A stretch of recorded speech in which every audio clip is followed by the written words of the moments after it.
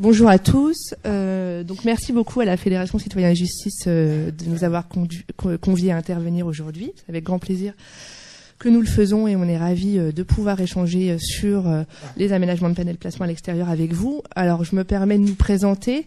Je suis Claire Lapointe, je suis magistrat et je suis la chef du bureau des alternatives à l'incarcération et des aménagements de peine de la direction de l'administration pénitentiaire, et Régis Claude Pierre, qui est lui directeur pénitentiaire d'insertion et de probation, est mon adjoint. Alors, ce bureau, au sein de la direction de l'administration pénitentiaire, il existait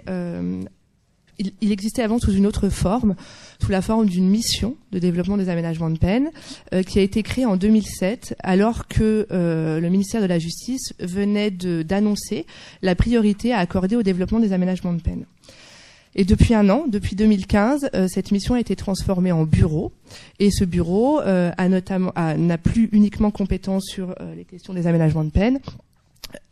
Il intervient également sur le champ des alternatives à l'incarcération.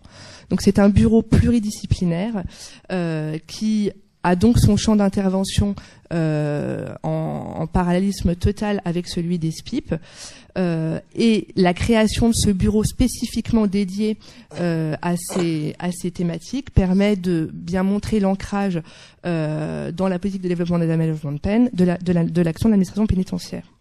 Alors notre bureau, il est le bureau compétent sur toutes ces mesures pour la direction de l'administration pénitentiaire. Nous avons comme interlocuteurs les services déconcentrés de l'administration pénitentiaire et nous avons notamment pour mission de favoriser le développement de cette mesure, de ces mesures d'aménagement et d'alternatives, c'est-à-dire d'identifier les éventuels obstacles et de voir comment ils peuvent être dépassés. Alors, notre intervention, c'est tenter de répondre à une question, la politique d'aménagement de peine, où en est-on? Et pour tenter d'y répondre, il faut tout à la fois remonter un petit peu en arrière pour voir le chemin qui a été parcouru, mais aussi avoir un regard prospectif pour voir celui qui reste encore à accomplir. Alors si on remonte en arrière, on voit que depuis 15 ans, la politique d'aménagement de peine, elle a profondément été renforcée. Et on assiste à un véritable changement de culture qui doit être opéré, puisqu'on va passer avant 2004 de l'aménagement de peine comme cadeau fait à la bonne conduite d'une personne condamnée, à aujourd'hui ce qui devrait être une étape normale du parcours d'exécution de la peine.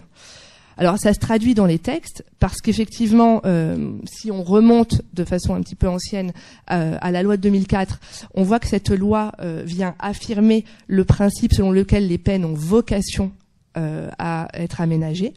Et on passe avec la grande loi pénitentiaire de 2009 et plus récemment la réforme pénale de 2014, à une affirmation de principes beaucoup plus engagés, où on nous rappelle que les peines doivent être aménagées. Alors la loi pénitentiaire, c'est une grande loi fondatrice pour l'aménagement des peines parce que elle porte en elle une volonté affirmée d'individualiser au mieux l'exécution de la peine pour mieux préparer la sortie des personnes détenues.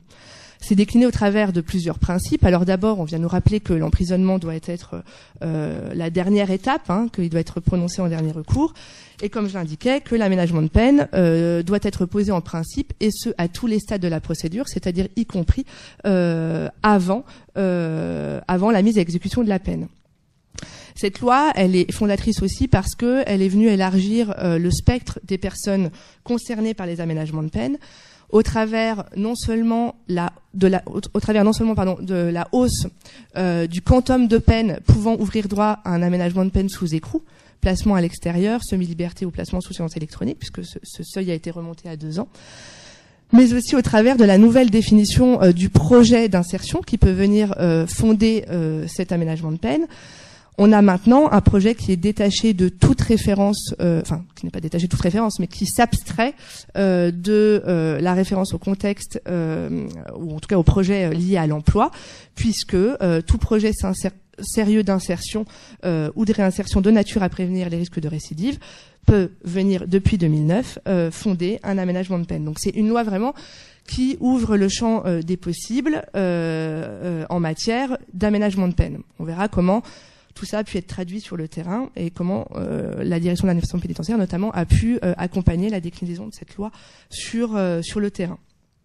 Donc je disais, loi pénitentiaire, réforme pénale pour terminer, loi du 15 août 2014. Donc cette loi directement inspirée des travaux de la conférence de consensus de février 2013, qui s'appuie sur un certain nombre de travaux de recherche, notamment internationales, sur la récidive et sur la sortie de délinquance, vient réaffirmer avec force, excusez-moi, l'exigence d'individualisation dans le prononcé de la peine, mais aussi dans les modalités d'exécution de la peine.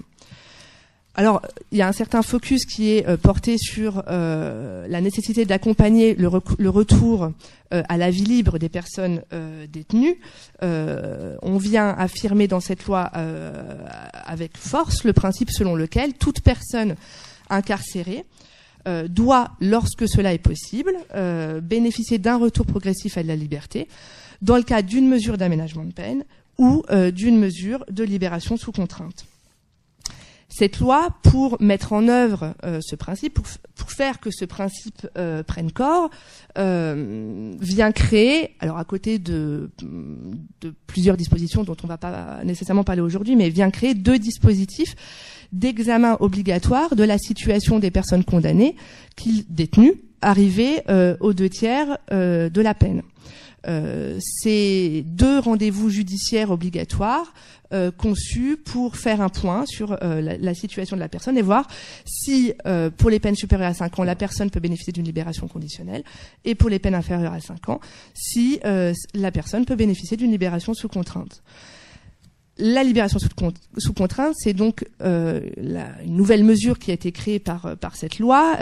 C'est une des 2 mesures phares de la loi, donc avec la contrainte pénale, qui est donc cette mesure de sortie accompagnée, qui vient s'exécuter sous le régime des différents aménagements de peine qu'on connaît, et qui vise en particulier les personnes qui n'ont pas les moyens, soit par manque de ressources, soit par manque de temps, de construire un projet d'aménagement de peine et donc de bénéficier d'une mesure d'aménagement de peine. Donc elle cible notamment particulièrement les courtes peines qui, on le sait, ne permettent pas notamment au niveau du temps de parvenir à la construction d'un projet d'aménagement de peine. Cette mesure, elle a été conçue comme devant être une étape normale du parcours d'exécution de la peine. Donc c'est un peu le symbole de l'évolution que j'essaye de retracer là entre une vision d'aménagement de peine cadeau en 2004 et là maintenant, même si la libération sous contrainte n'est pas un aménagement de peine stricto sensu, mais là j'emploie le terme aménagement de peine au sens générique du terme, mesure devenant une étape normale du parcours d'exécution de la peine. Alors, ce qui sous-tend l'évolution de cette politique, c'est donc l'évolution de cette conception du parcours de l'exécution des peines, qui est directement inspirée là aussi des travaux de la conférence de consensus, mais pour remonter à plus loin également aux travaux européens, aux réflexions européennes qui viennent prôner la nécessité de prévoir une phase de sortie accompagnée à l'issue de chaque peine d'incarcération, dans la volonté de lutter au mieux contre la récidive, parce que les enseignements de la recherche sont clairs. Ils démontrent que l'exécution de la peine en milieu ouvert produit des effets très positifs en matière de prévention de la récidive. On peut citer, mais il y en a d'autres, une étude qui a été réalisée en 2011 sur un échantillon national de sortants de prison, dont on a regardé la situation à l'issue d'un délai de 5 ans. Et sur cet échantillon, cette étude nous enseigne que 63% des personnes qui sont sorties sans aucune mesure d'aménagement de peine ont fait l'objet d'une nouvelle condamnation, alors que lorsque les personnes avaient bénéficié d'un aménagement de peine sous écrou, ce taux était porté à 55%. et ce taux descendait à 39% lorsque les personnes avaient bénéficié d'une mesure de libération conditionnelle à leur libération. Cette politique très volontariste, elle produit ses fruits. J'ai un constat un petit peu moins pessimiste que celui que vous avez eu, monsieur, mais rien n'est acquis et je vais bien sûr tout de suite apporter quelques réserves et Régis Claude-Pierre déclinera certains points en pratique. Donc elle produit ses fruits, mais elle nécessite d'être amplifiée. Alors pourquoi je dis qu'elle produit ses fruits? Alors j'ai choisi de remonter à 2004, c'était pour montrer l'évolution au regard de l'évolution de la politique. On voit qu'entre 2004 et 2015-2016, le nombre d'aménagements de peine on peut presque dire a bondi. Le stock, quand on parle en stock, c'est-à-dire en nombre de mesures suivies d'aménagement de peine sous écrou, donc placement à l'extérieur, placement sous surveillance électronique, semi-liberté, il a été multiplié pratiquement par 5 entre janvier 2005 et janvier 2016. On passe de 2400 mesures à peu près à 11 300. Le flux de nouvelles mesures, c'est-à-dire les nouvelles mesures que l'administration pénitentiaire met à exécution sur une année. Entre 2004 et 2014, ce flux a été doublé. Et quand on regarde, alors peut-être sur une période moins importante, le pourcentage de personnes bénéficiant d'un aménagement de peine parmi les personnes condamnées écrouées, on voit que ce pourcentage est également en augmentation puisqu'il passe de 16% en 2010 à 21,3% en 2015.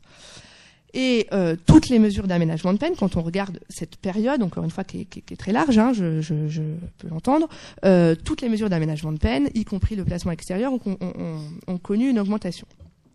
Ça, c'est la première partie de mon propos, de dire ça a apporté ses fruits. Je disais tout de suite à l'instant, je vais néanmoins, bien évidemment, un petit peu nuancer, parce que là, déjà, on a pris une grande période, et puis il faut absolument affiner le propos. Parce que si on porte un regard plus fin, ce qu'on voit, c'est que la mesure qui a connu, pour le coup, une augmentation exponentielle, c'est le placement sous surveillance électronique entre 2005 et 2015, puisque le nombre de mesures suivies un jour donné, il a été multiplié par 13. Donc ça, effectivement, c'est vraiment un bond pour le placement sous surveillance électronique. C'est la mesure qui a connu l'augmentation la plus forte. Donc premier petit point affiné par rapport au premier constat plutôt positif, c'est de dire toutes les mesures ne connaissent pas la même progression. Le deuxième point, c'est de dire, eh bien, si on affine maintenant sur les dernières années, on voit que en 2015, une inflexion du stock, donc du nombre de personnes suivies dans le cadre d'une mesure d'aménagement de peine sous écrou, a pu être observée par rapport à 2014. Et là, pour toutes les mesures, y compris d'ailleurs pour le placement sous surveillance électronique. Donc grand développement des aménagements de peine, mais néanmoins récemment une inflexion du stock dont on doit absolument se préoccuper parce que c'est la tendance actuelle. Alors en 2016, la tendance semble s'inverser. En tout cas, en 2016, on ne connaît pas une inflexion par rapport à 2015. Néanmoins, alors on va attendre que la fin de l'année se termine et puis faire un bilan sur toute l'année. Mais on voit que par rapport à 2014, on n'est toujours pas au niveau de 2014. Toutes les mesures ont subi cette inflexion et certaines en particulier, effectivement, la semi-liberté et le placement à l'extérieur. Alors, un petit point peut-être sur le placement à l'extérieur, puisque c'est quand même le thème privilégié de la journée d'aujourd'hui. Donc, si on remonte, on voit que depuis 2005, effectivement, le stock, encore une fois, a augmenté, puisqu'il y avait 505 mesures en 2005, il y en a 810 en 2016. Et alors, ça reste le placement à l'extérieur, la mesure qui représente la part la moins importante dans l'ensemble des aménagements de peine sous écrou. Et ça, Régis Claude-Pierre vous donnera des éléments d'action un petit peu concrètes, mais c'est quelque chose sur lequel on s'intéresse beaucoup parce qu'on trouve effectivement que la mesure n'est pas assez représentée dans les mesures d'aménagement de peine. Et nous, à l'ADAP, je déflore un petit peu la suite de l'intervention, mais on est tout à fait convaincus de son utilité et on est déterminé à accompagner nos services pour que cette mesure connaisse un essor, non seulement arrête de régresser, et aussi connaissent un essor important. Alors donc je refaisais juste un petit point. Donc hausse du stock depuis 2005. Alors hausse de la durée moyenne de placement également. Si je compare depuis 2005, parce que on est passé de 2,5 mois en 2005 à 5,4 mois en 2014. Même si je crois qu'à l'heure actuelle, on doit déplorer le fait que les durées moyennes de placement sont un petit peu à la baisse. Voilà, mais là c'était sur une analyse un peu macroscopique. Mais donc à côté de ces éléments plutôt positifs, voilà, baisse qui a été observée notamment depuis 2014, et baisse de la part que représente cette mesure au sein des aménagements de peine sous écrou. Et là, c'est assez symptomatique de voir qu'en 2005, c'était 21%, le placement extérieur, c'était 21% des aménagements de peine sous écrou. Aujourd'hui, c'est 6,8%. Alors, ça va de pair avec la croissance du placement sous surveillance électronique, mais ces chiffres sont extrêmement importants, et c'est fondamental qu'on s'y intéresse et on s'y arrête nous au niveau de l'action de l'administration pénitentiaire, parce que ça doit guider notre action pour les mois et les années à venir. Alors, sur la baisse des aménagements de peine, il y a nécessairement des causes qu'on pourrait dire un peu exogènes, sur lesquelles il n'y a pas forcément de prise, en tout cas à la main de l'administration pénitentiaire, tel que ce qu'on constate bien à l'heure actuelle, c'est qu'il y a une hausse importante du nombre de personnes prévenues. Donc par nature, il y a dans le stock une baisse de personnes éligibles. Mais au-delà de ça, l'administration pénitentiaire, elle reste très déterminée à favoriser le développement des aménagements de peine dans leur ensemble, parce que on est absolument convaincu que ces mesures, elles sont nécessaires et qu'elles produisent des intérêts, qu'elles produisent des effets très positifs en termes de prévention de la récidive. Et on décline cette action dans la nécessité d'éviter les sorties de détention non accompagnées, et un enjeu actuel auquel on est confronté. Alors on a parlé tout à l'heure des longues peines, c'en est un. Alors il y en a un autre, c'est l'enjeu des courtes peines. Je l'ai un peu dit tout à l'heure, on le redira tout à l'heure, dont on sait que elles peuvent être nocives, et en tout cas en termes de préparation à la sortie. Et on sait que c'est ces courtes peines qui permettent le moins de préparer des aménagements de peine, parce que, notamment, quand on regarde les chiffres, on voit que 97 des personnes qui ont été condamnées à une peine de moins de 6 mois, qui ont exécuté une peine de moins de 6 mois, sortent sans aménagement. Donc ce taux est extrêmement important. Et ça, c'est un enjeu absolument important auquel la direction de l'administration pénitentiaire s'attaque et souhaite essayer de remédier. Le deuxième niveau dans l'action de l'administration pénitentiaire, c'est la diversification des mesures. On l'a vu, le part prépondérant du placement sous surveillance électronique. Près de 80% des aménagements de peine sous écrou aujourd'hui, c'est du placement sous surveillance électronique. Alors mon propos là, c'est pas du tout de dire que le PSE est une mauvaise mesure, c'est une très très bonne mesure.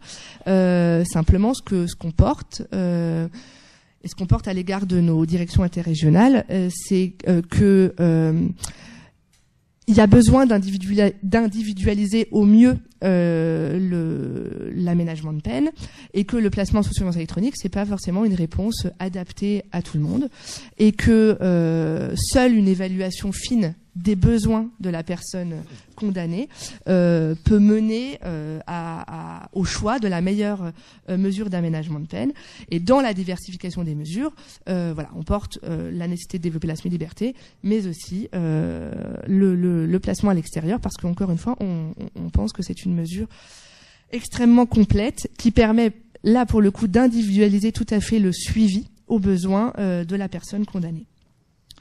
Alors voilà un peu brossé le cadre d'action de la direction de l'administration pénitentiaire, le cadre législatif avec les différentes tendances qui se dessinent.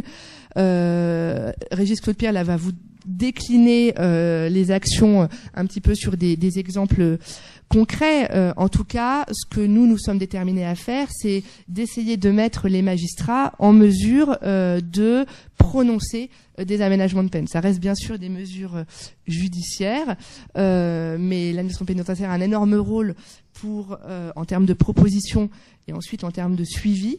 On doit rassurer sur l'évaluation des publics que nous sommes amenés à faire, et on doit rassurer également sur le suivi que l'administration pénitentiaire offre ensuite. Donc toute l'action, elle est dirigée vers ce but, mettre les magistrats en mesure de prononcer, s'ils l'estiment opportun, une mesure d'aménagement de peine.